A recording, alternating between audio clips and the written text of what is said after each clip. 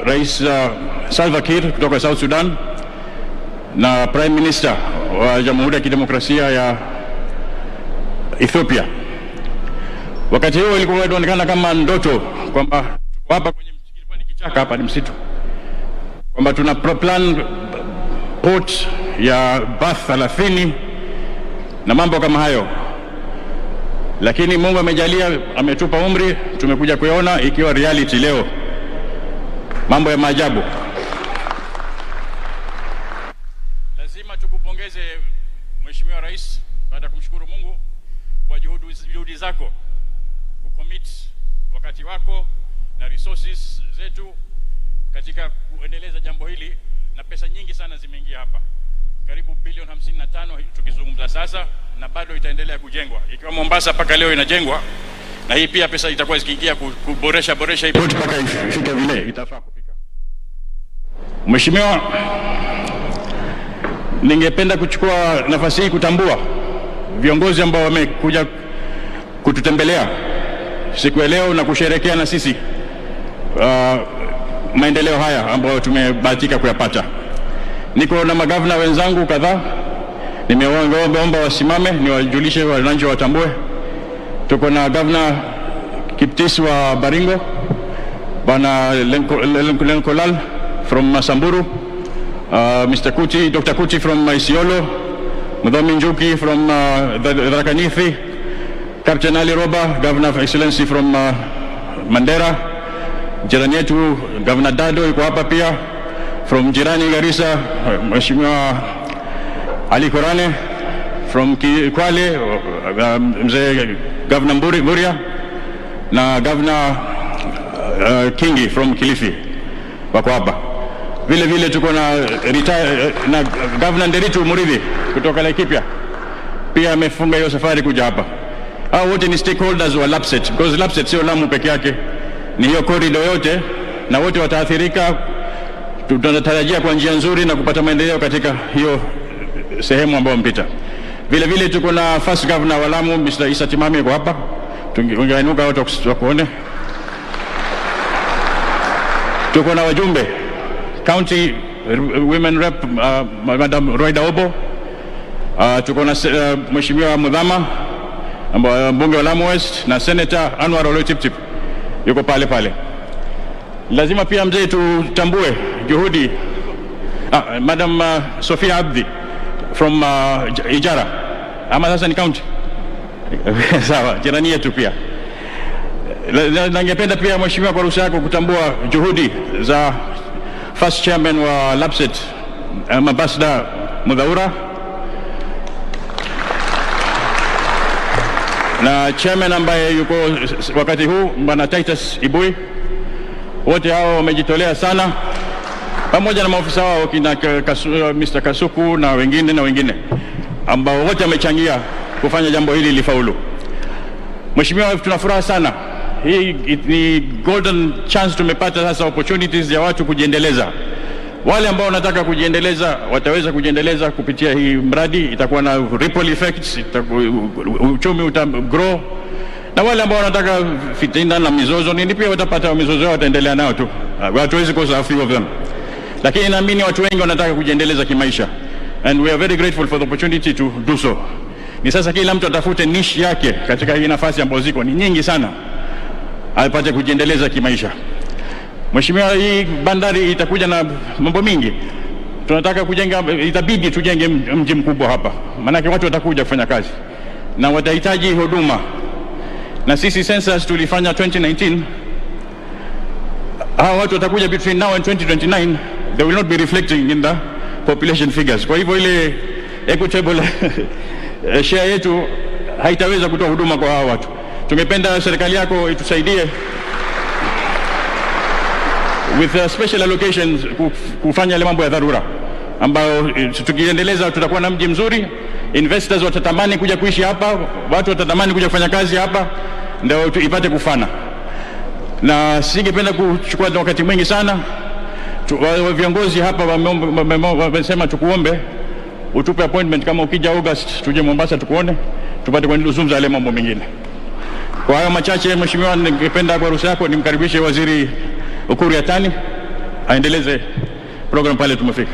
Aje kukaribisha.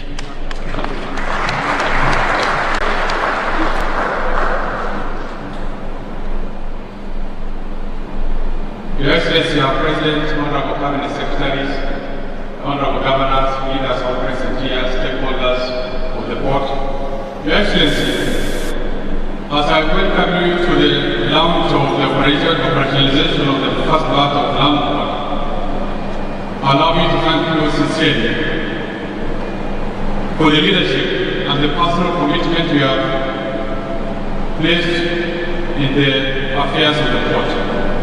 Were it not for the commitment and the personal undertaking, we will not be here today. So I want to thank you in a very special way. I just want to confirm to you that it's all systems ready. We are ready to go. All stakeholders of the port have been sensitized. The stakeholders and governments have been employed. KRA team are here. They have already posted staff, their offices. Kenya, ported are here. KIFIS is here. Kenya Bureau of Standards are here. All the relevant stakeholders, including the private sector, have taken their position and we are ready to go. Your Excellency, I also want to thank the local community for the partnership. We've come a long way with them and we continue to partner with them along this journey. And we've given the governor an opportunity to take advantage, to look at the business opportunities available, particularly in the sector of housing. Your Excellency, this is your day, and it's a very special day. And I want to take this opportunity and ask the rest of the leaders who are here to join me to welcome you to address us. Your Excellency, welcome.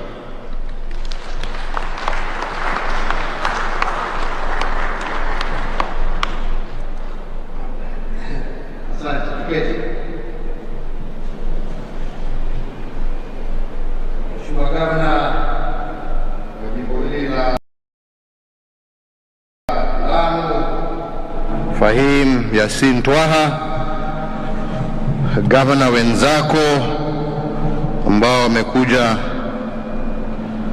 kushuhudia sherehe hii ya leo, waheshimiwa wabunge wa kitaifa na Senate na waheshimiwa wabunge wa kaunti ya Lamu, viongozi, ladies and gentlemen, hamjambo nyote. Hamjambo tena. Asanteni sana. Today, the journey that was commenced by my predecessor, President Mwai Kibaki, who together with the Prime Minister of Ethiopia at the time, Meles Zenawi, and the President of South Sudan, Salva Kiir Mayardit, we're here to break ground for this project. For a variety of reasons, the project was not able to take off. But today, after a long journey, we are here to make that dream a reality. A new chapter unfolds today in the development and transformation of Lamu, a chapter now that joins the transformation that is taking part or taking place in every part of our country.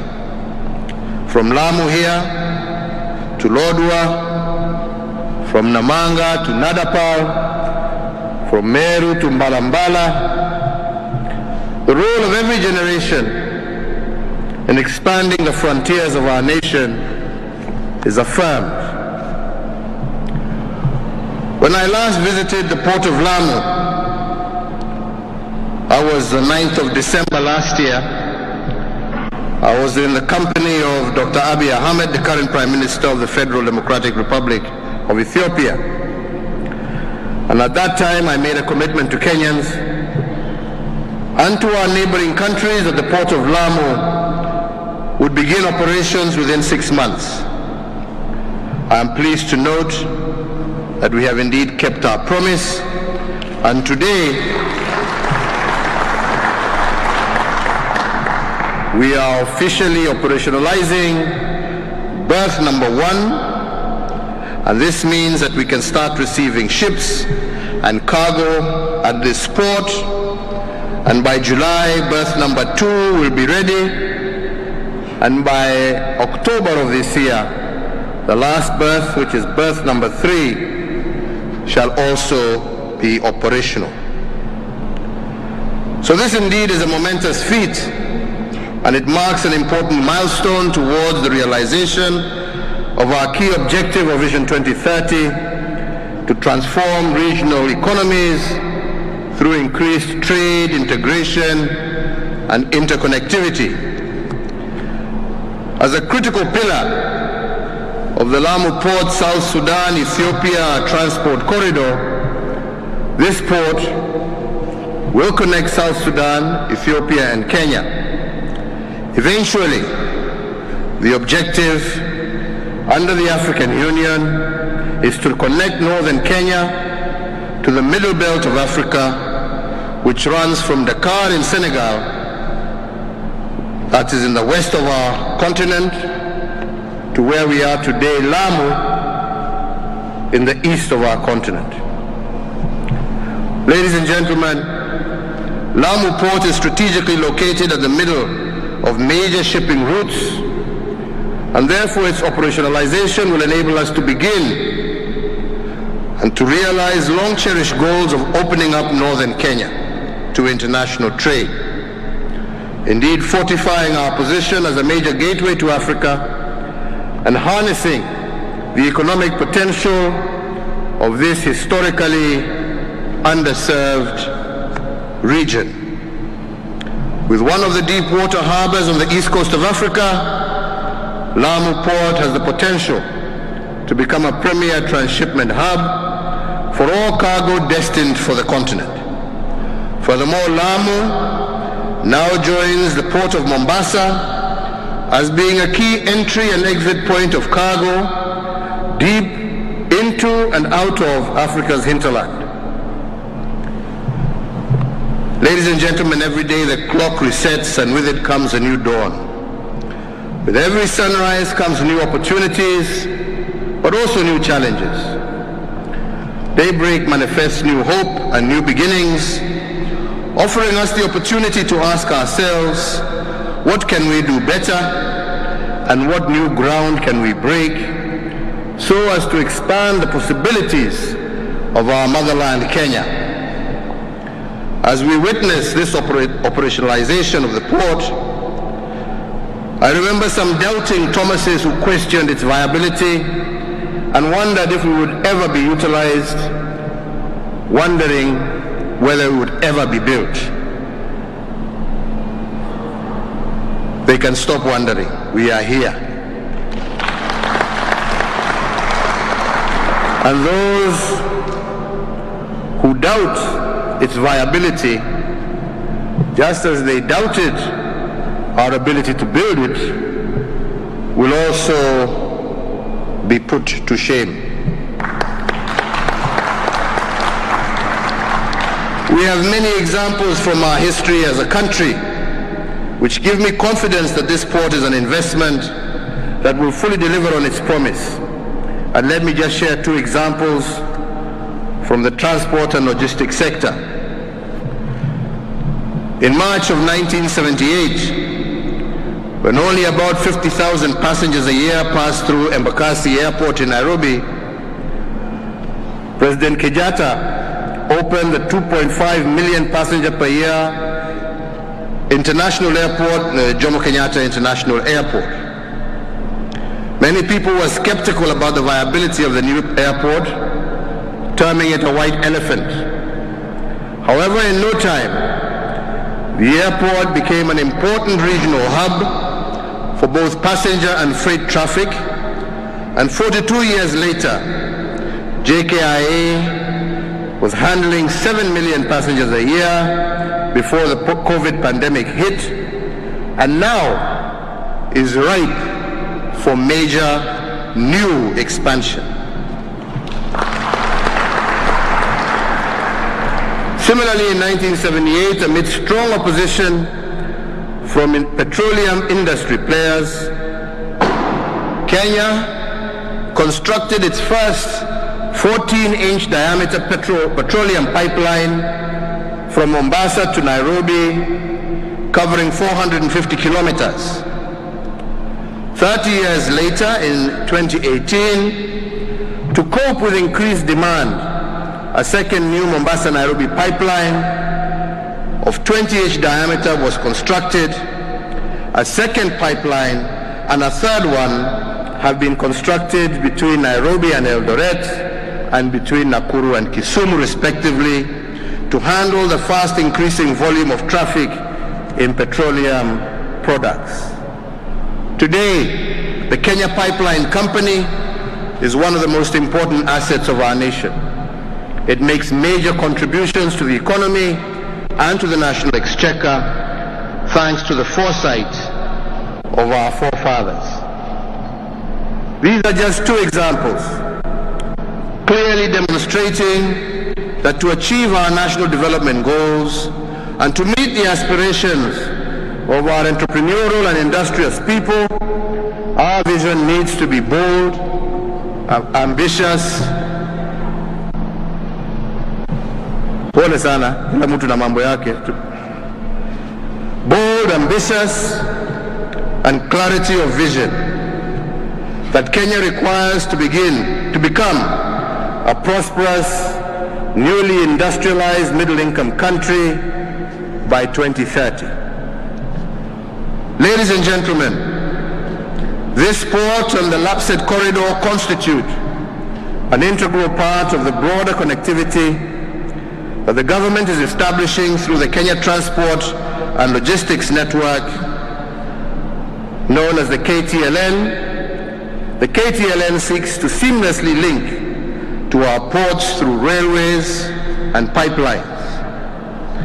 In the next phase of the Lapsset development, the Lamu port and the northern Kenya region will be connected by rail and pipeline links, which will eventually pass through Ethiopia, South Sudan, and other states, with the final stop being Dakar in Senegal. Let us therefore not shy to celebrate this great achievement of operationalization of this port, which supports our Big Four agenda and the Vision 2030 National Development Blueprint.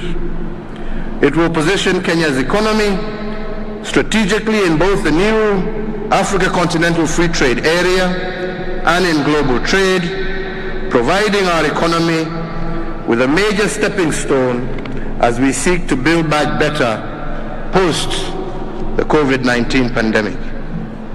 I am confident that decades from now, as we have previously seen with JKIA and the Kenya Pipeline, we will look back to this day, the trade, the industry, the tourism, transport, jobs that will be created by this port, and we will be thankful for the investment that we made today. Great port cities the world over stimulate economic growth, and Lamu Port will be no exception. Its strategic geographic location is ripe for full utilization, particularly in this moment when Africa is on a rapid growth trajectory. This port is a regional continental project of great significance, not just to Kenya, but to our region, our East African community, and the African Union, as evidenced, as I said, by the participation of heads of state and government who were here when we launched this project in 2012. In the coming months, we will announce a date when leaders from our neighboring countries, as well as critical stakeholders in this port, can come together to witness the completion of the remaining two berths and to jointly commission this landmark achievement for Kenya and our continent. In the meantime, the Port of Lamu is open for business with a now fully operationalized berth 1, and I invite and thank all shipping lines and cargo movers who are already using it and those who are not using it to make full use of this facility. Finally, ladies and gentlemen, let me take this opportunity to thank all the stakeholders involved in this project for a job well done, and I urge them to expedite the completion of the remaining 2 berths. Mimi niko na furaha tele siku ya leo tukiwa hapa, kwa sababu tuko hapa kutimiza ndoto ambao wengi walisema ya kwamba haitawezekana. Tuko hapa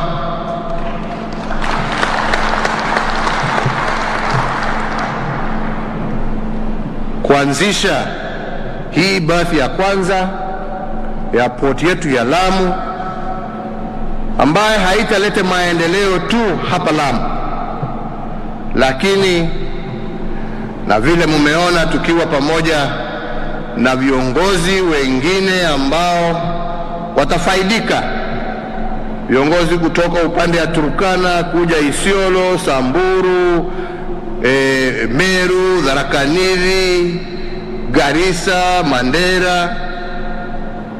Hawa wote na wananchi wa sehemu hizo watapata faida kwa sababu ya mradi huu ambao tunauanzisha leo. Sisi ndoto yetu ni kuona ya kwamba tumeweza kumaliza umaskini katika taifa letu la Kenya, na njia ya kumaliza umaskini na kuhakikisha ya kwamba tuko na utajiri wa kutosha ni miradi kama hii. Leo hii nimeanza safari yangu kule Garsen, na tumekuja na barabara kutoka Garsen mpaka hapa kwa bandari hii ya Lamu. Nyote mwajua hiyo safari ilituchukua muda, pamoja na kusalimia na kusimama na kusalimia wananchi witu Hindi, tukija ilituchukua saa 1:30. Wengi wenu mnajua ya kwamba hiyo safari, muda ambao sio mrefu sana, ilikuwa safari, ikiwa ni bahati ni safari ya siku mzima.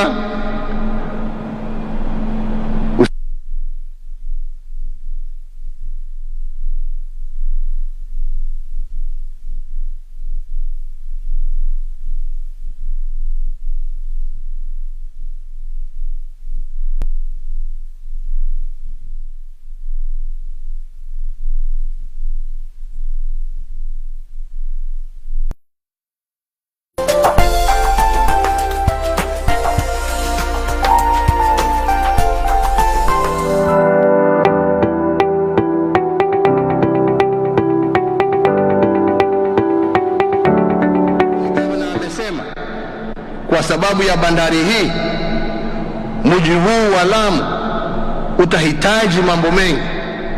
Utahitaji nyumba za wawekezaji, kwa sababu mtakuwa na wengi ambao watakuwa wanakuja kutoa mizigo yao hapa, watakuwa wanataka kutafuta pahali ya kulala, pahali ya kukunywa chai. Hiyo ni biashara kwa vijana wa area hii. Hiyo ni biashara kwa wakulima wa area hii. Mtahitaji maofisi. Hawa wote ambao unaona hapa wakija watahitaji maofisi. Hiyo ni kazi kwa vijana wetu. Shipping company zile zitakuwa hapa, na mimi nasisitiza sana, sio ya kwamba tunafungia Wakenya wengine pia kuja kutafuta kazi. Tungependa kuona pia vijana wa Tana River waje wafanye kazi, lakini nahimiza ya kwamba ningependa wale ambao watafaidika kwanza wawe vijana wa hapa Lamu, ndio wawe na nafasi ya kukaribisha wenzao. Njooni, biashara ipo. Njooni mkae nasi, njooni tukae pamoja, njooni tufanye kazi pamoja. Kwa hivyo kwa wale ambao watakuwa wanasimamia kazi hii, nawahimizia ya kwamba angalieni vijana wa hapa, kwa sababu vijana wa hapa wakiona ya kwamba wanafaidika wenyewe, ndio wataita marafiki yao, wewe kuja, wewe mtu kuja, njooni kuoneshe biashara, njoo kuja tufanye hii. na utaona ya kwamba Wakenya wote watafaidika kwa sababu ya port hii ya Mombasa ya Lamu. Na ndio mambo haya yaweze kutendeka, hatujamaliza kazi. Na gavana, mimi nakwambia, tafuta wawekezaji wa kuja kujenga manyumba hapa, vijana wapate kazi, na sisi tutaungana pamoja na wewe kuhakikisha ya kwamba tumekuletea, tutafute maji, ndio kuwe na maji ya kutosha, tulete infrastructure ingine, isiwe tu ni barabara kuu. Kiketi ndugu yangu, isiwe tu ni barabara hii, lakini barabara ya kuingia vijijini ndio pia watu waweze, huko ndiko watu watajenga, lakini muwe na plan mzuri. Msije sasa kujenga kihovyo hovyo, jengeni vizuri. Leo hii pia nimeanzisha barabara ya kutoka hapa Lamu kuelekea Garissa ikipitia Ijara.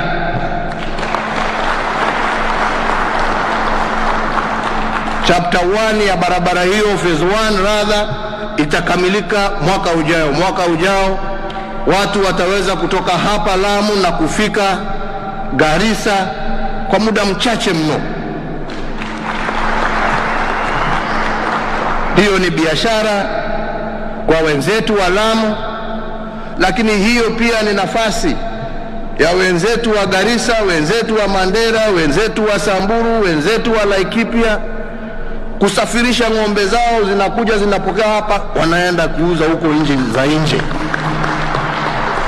badala ya kung'ang'ania hapa kupigana hapa, kuiba ng'ombe za wenzako. Sasa wewe njoo upange. Nilikuwa sitaki kusema ni nani nilikuwa natajia, lakini wanamwambia sasa ajipange, aanze kufundisha watu yake wakose kuiba ng'ombe. Sasa watengeneze yao wakuje. That is the future my friend, not kuiba ng'ombe 2-3. Nonesha ukuja hapo utume nje. Ama ni namna gani wenzangu? Si ni hivyo? Na hiyo ikifanyika ni maendeleo kwetu sisi wote, ni sisi wote tutafaidika.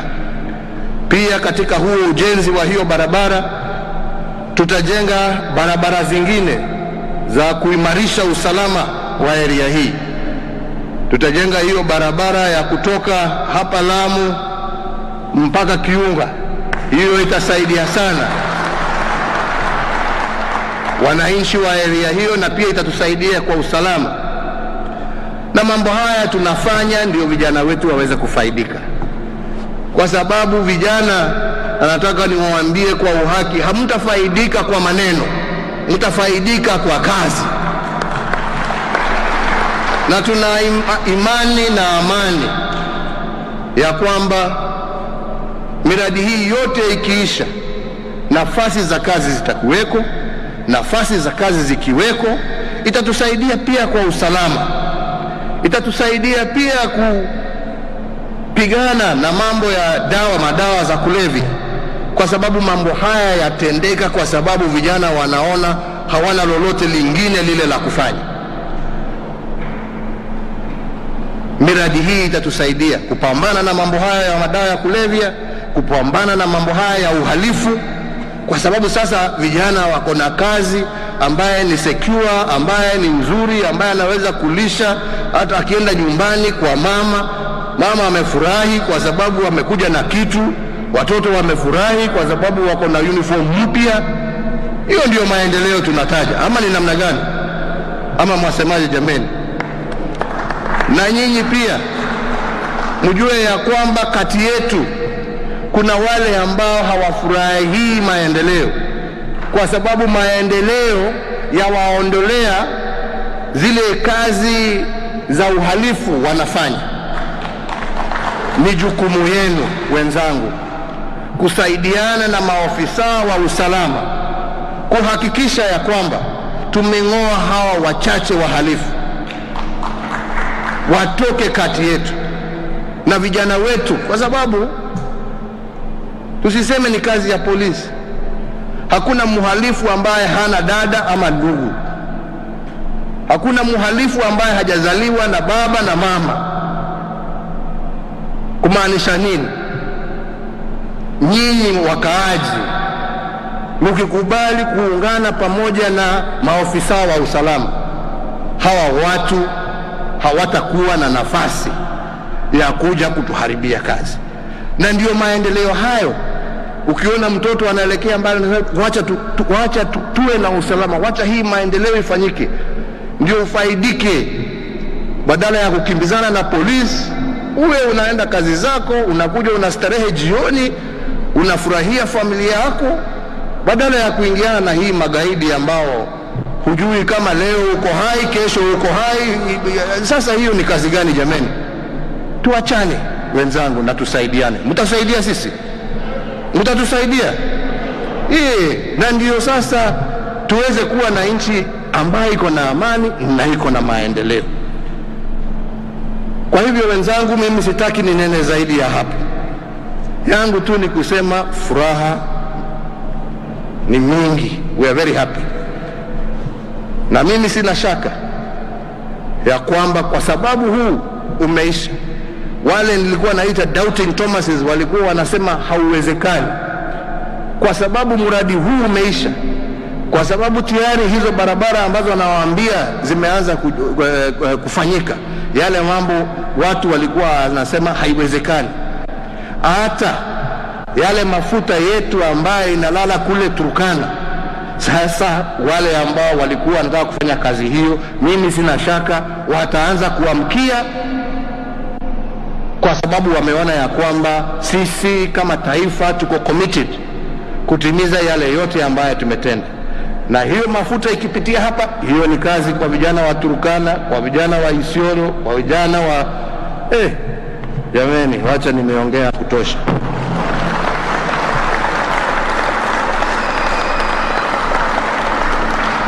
Tuna furaha, tunamshukuru Mwenyezi Mungu kwa kutufikisha hapa. Tunasema Mungu aendelee kubariki taifa hili letu la Kenya, kutubariki sisi wote, tuendelee kuungana na kupendana kama Wakenya, na tutende mema na tuseme mema, na ni mengi mema yatatufuata huko mbele. Kwa hayo machache, ni furaha yangu kutangaza kirasmi ya kwamba bandari yetu ya Lamu kutoka leo saa 10 kamili iko wazi kwa biashara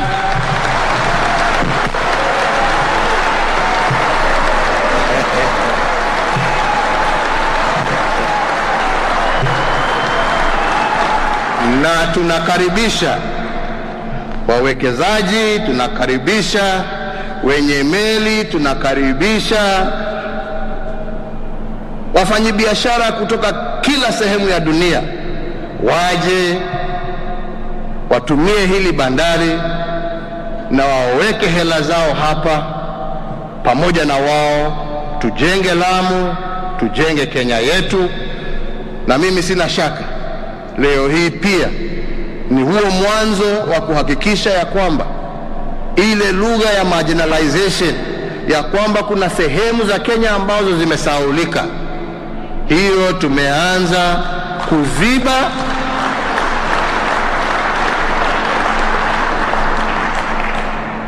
Na ndio Mkenya pahali popote alipo ajisikie yeye ako na anafurahia taifa lake kama mwenzake ambaye anaishi katika sehemu zingine huko. Marginalization, we don't want that word ever again. We want to hear now about Kenya, equal opportunity, equal development across the country. Hiyo ndiyo furaha yangu, na hiyo ndiyo safari ambayo tumeanza, na Mwenyezi Mungu akitusaidia ndio ile safari tunataka kutimiza. Asanteni sana na Mungu awalinde. Asante.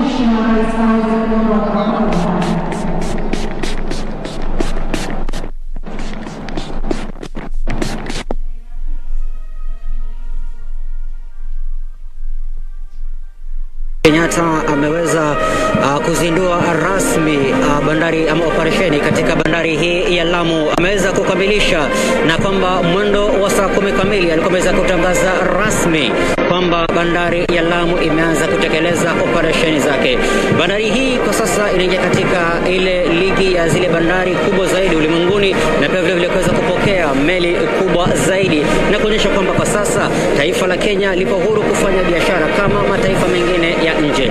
Ni hayo tu kwa sasa mtazamaji, na ni kwamba hali ilivyo, Rais Uhuru Kenyatta ameweza kuonyesha jinsi Kenya ilivyosimama tiste na kuweza kutoa ule uhakiki wake katika utendakazi wa masuala ya biashara. Bandari ya Lamu inaingia katika ligi ya zile bandari kubwa zaidi ulimwenguni, na pia vile kuweza kutoa ushindani mkali katika shughuli hii ya masuala ya baharini, na pia vile uchukuzi na upakuzi wa makasha ambayo yanafika katika taifa hili la Kenya. Kumbuka kwamba barabara itakayoweza kufunguliwa kutoka katika kaunti hii ya Lamu kuelekea moja kwa moja hadi katika taifa la Ethiopia.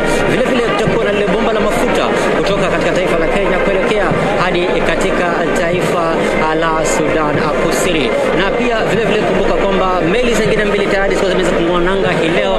Meli zingine mbili zimeweza kung'oa nanga tayari hii leo kutia nanga kunradhi katika bandari hii ya Lamu, kuonyesha fika kwamba Kenya kwa sasa bandari hii imeanza kutekeleza juhudi zake na operesheni zipo tiste, na kwamba sasa uchumi na vile hali ya kimaisha ya wakazi wa katika eneo la Lamu na pia vile taifa lote kwa ujumla itakuwa sasa inaweza kuweza kubadilika. Ni hayo tu kwa sasa, mpenzi mtazamaji, ni kwamba tumeweza kufikia kikomo katika sherehe hii ya leo.